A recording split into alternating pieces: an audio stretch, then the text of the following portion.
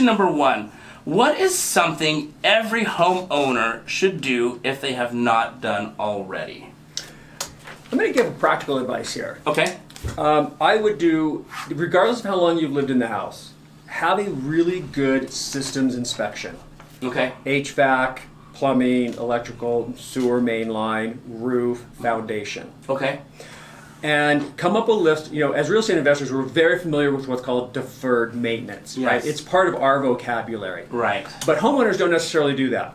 So when a water heater goes out or a roof needs to be replaced, these are big expenses. Yes. $8,000, $10,000, $20,000 for you. And a lot of homeowners won't have the funds available for that when it crops up. And it's going to crop up in the middle of the summer, your AC is going to go out. Or in the middle of winter, your heater is going to go out. Or in the middle of the rainy season, you're going to get a big hole in your roof, right? Yes. It's always going to come at the worst time, Right.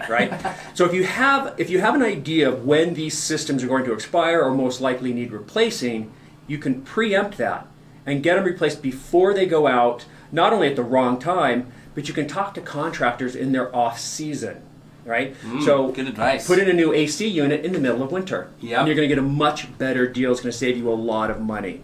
Okay? Yep. So work in off seasons, but you can't do that unless you know in advance what those repairs are going to be in the future.